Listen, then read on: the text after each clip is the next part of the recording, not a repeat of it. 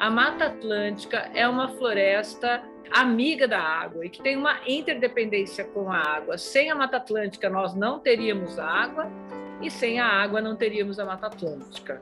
Mas eu posso dizer com toda certeza que hoje o maior vilão do desmatamento da Mata Atlântica é o governo brasileiro.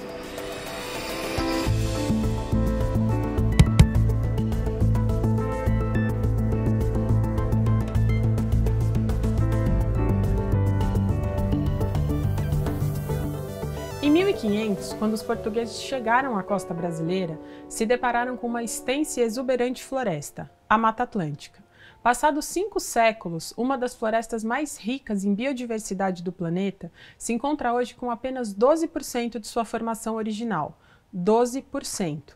A razão para isso? A exploração predatória dos recursos que historicamente caracterizaram a ocupação da floresta.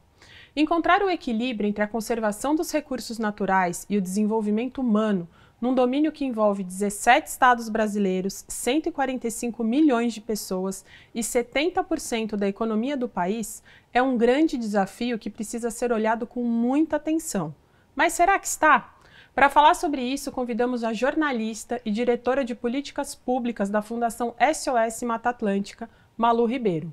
Malu, muito obrigada por aceitar o nosso convite e bem-vinda ao Clima Sem Fake. É um prazer falar com vocês, falar com todo mundo sobre o papel da Mata Atlântica, né? Sobre a importância desse bioma que empresta generosamente uma de suas espécies para dar nome ao nosso país, mas que, por conta disso, inclusive, é a floresta mais ameaçada do nosso país, é o bioma mais ameaçado, como você disse, e que enfrenta, inclusive, lobbies muito poderosos por parte do próprio governo para destruir a lei de proteção e uso sustentável do bioma. Então, nossos desafios são muitos, não só de conter o desmatamento zero, né, chegar no nível do desmatamento zero da Mata Atlântica, mas principalmente de restaurar essa floresta, devolver o verde da nossa terra ao Brasil, e esse é o logotipo da SOS Mata Atlântica, essa organização que nasceu para isso, né?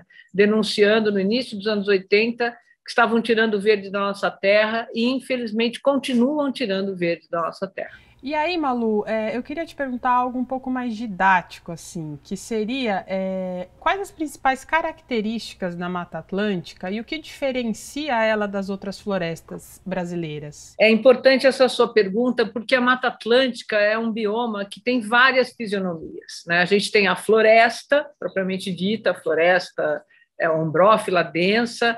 A gente tem mangues, restingas, campos de altitude, então são várias fisionomias que compõem essa floresta que vai de norte a sul do país e adentra pelo interior do estado. Justamente porque ela abriga 72% da população do país, né, é difícil a sua conservação.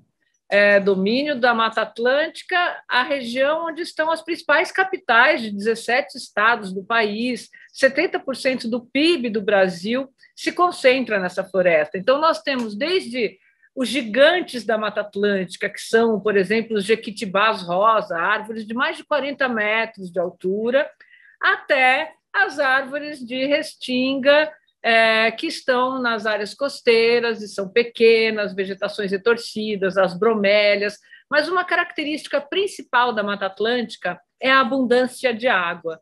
A Mata Atlântica é uma floresta amiga da água e que tem uma interdependência com a água. Sem a Mata Atlântica, nós não teríamos água, e sem a água não teríamos a Mata Atlântica. E, Malu, como que está a situação da Mata Atlântica hoje? Quanto resta de floresta e onde se encontra esse restante? Resta apenas 12,4% dessa floresta. Ela é muito fragmentada, diferente da Amazônia, que é uma porção contínua, né? Então, ela é fragmentada, grande parte dela, quase 80% da Mata Atlântica, está nas mãos de proprietários privados.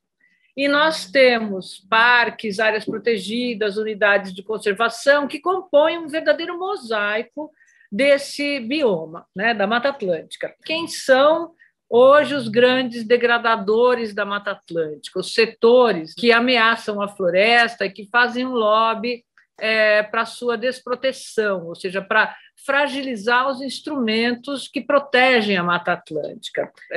O agronegócio, né, a pressão do agronegócio, também com a pecuária, e a especulação imobiliária nas áreas costeiras e no entorno das regiões metropolitanas. E o nosso desafio, então, para enfrentamento das mudanças climáticas, para que o Brasil possa cumprir o Acordo de Paris e chegar no nível da redução das emissões, é preciso chegar no desmatamento zero, nos 17 estados da Mata Atlântica, e promover a restauração florestal de 15 milhões de hectares. Se a gente restaurar 15 milhões de hectares, o setor de uso da terra no bioma Mata Atlântica consegue ser neutro em emissões de carbono até 2040. E a gente pode conseguir isso facilmente colocando o desmatamento zero, a proteção da lei da Mata Atlântica, a restauração florestal com instrumentos econômicos que deve ter, na agenda política eleitoral do próximo ano. E você acha que isso é possível, assim? Você acha que realmente o que falta é vontade política para conseguir atingir esse desmatamento zero? Com certeza. Na verdade, não é só a vontade política, né? Você veja que nós estamos sofrendo um verdadeiro desmonte de todas as políticas públicas que o Brasil conquistou desde a Constituição de 88, e o ataque constante por parte do governo aos organismos ao Ministério do Meio Ambiente, aos órgãos ambientais de comando e controle e a todas as políticas públicas de participação da sociedade.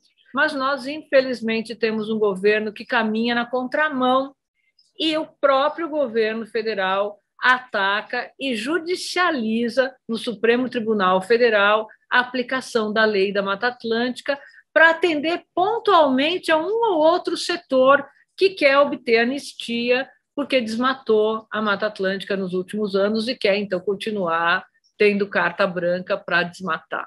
É interessante, eu gostaria de chamar a atenção para quando a gente teve esse dano ambiental na bacia do Rio Doce, né, com aquela morte do rio, morte temporária do rio, né, nós perdemos a fauna que come os insetos, né, e aí houve a proliferação dos vetores da dengue, zika, chikungunya e da febre amarela. Então, isso mostra o quanto a conservação da floresta vai muito além dos impactos diretos que a gente está acostumado a associar, como a água, a qualidade do ar ou o próprio clima.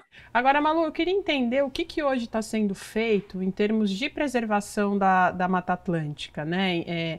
Políticas públicas, o que efetivamente está sendo feito para conter isso? Ou a gente já chegou num nível que está desenfreado essa destruição? Não, olha, a Mata Atlântica é o único bioma brasileiro que tem uma lei especial, a lei da Mata Atlântica, né?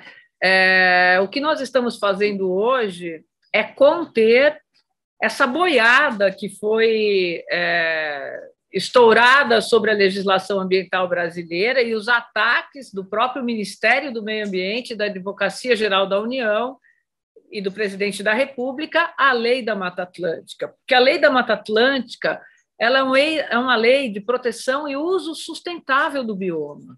Qual é o incentivo, o estímulo para esse proprietário, para essa pessoa que usa a floresta de maneira sustentável? Existem várias políticas públicas, pagamentos por serviços ambientais, né, o próprio crédito de carbono, Bolsa Verde. Então, o que nós precisamos é de políticas públicas que valorizem esses instrumentos e que incentivem economicamente esse ativo ambiental que nós temos. E, Malu, você acha que é possível dizer que esse atual governo está contribuindo para uma destruição ainda maior da Mata Atlântica ou ainda não existem esses dados e essa relação ela não é possível por ser algo também histórico? Sim, diretamente. Porque quando o governo se elege com a promessa de desmantelar o licenciamento ambiental no Brasil, de anistiar desmatadores, de acabar com a lei da Mata Atlântica, sobrepondo a ela o Código Florestal, que é menos restritivo e que é uma lei geral, não uma lei especial,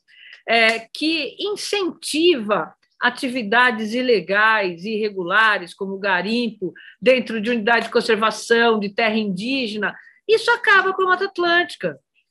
Né? Isso faz com que a gente, que já estava com 9 estados do bioma no nível do desmatamento zero, volte a ter um aumento do desmatamento nos últimos 2 anos exponencial.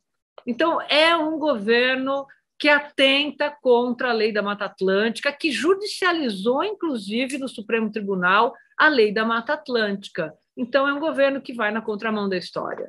Com certeza. Falou muito bonito.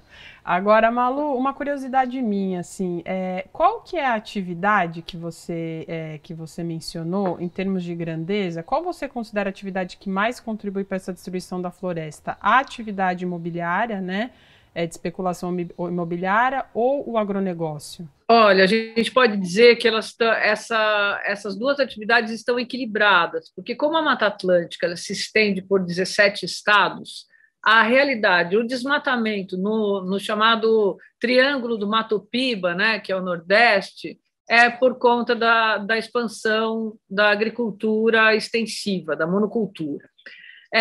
Em regiões do interior, onde a Mata Atlântica adentra para Goiás, né, inclusive pega um pedacinho do Mato Grosso do Sul, ali Bodoquena, a gente tem um misto de pecuária e agronegócio.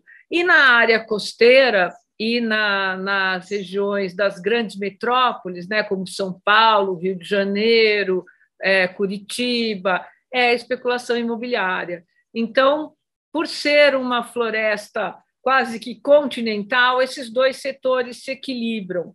Mas eu posso dizer com toda certeza que hoje o maior vilão do desmatamento da Mata Atlântica é o governo brasileiro.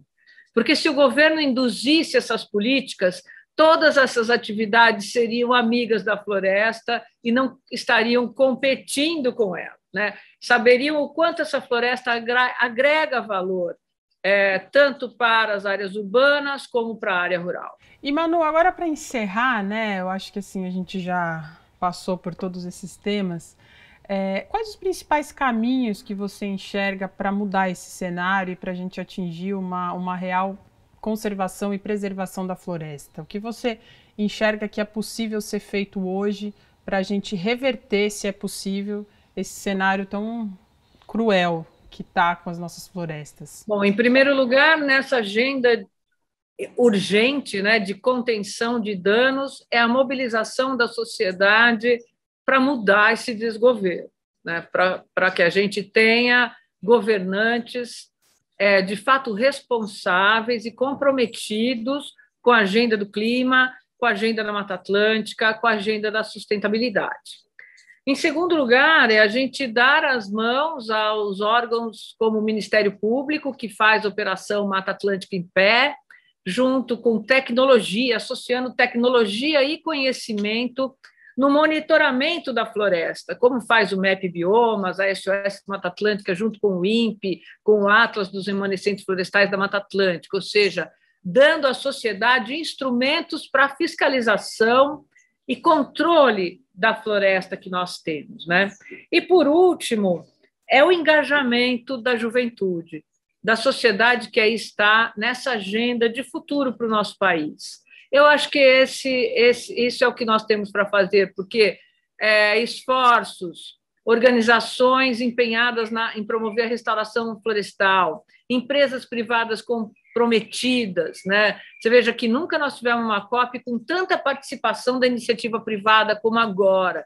Então, acho que o mundo está acordado para isso. A gente precisa dar um chacoalhão aqui dentro de casa e fazer com que o Brasil acorde para isso, lembrando que a gente chama Brasil porque essa espécie da Mata Atlântica é generosamente emprestada para dar nome ao nosso país. Isso aí, Malu.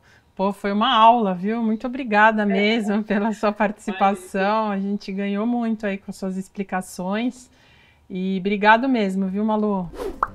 Obrigada, a gente que agradece. Beijão para toda a equipe. Tchau. Beijo, tchau, tchau.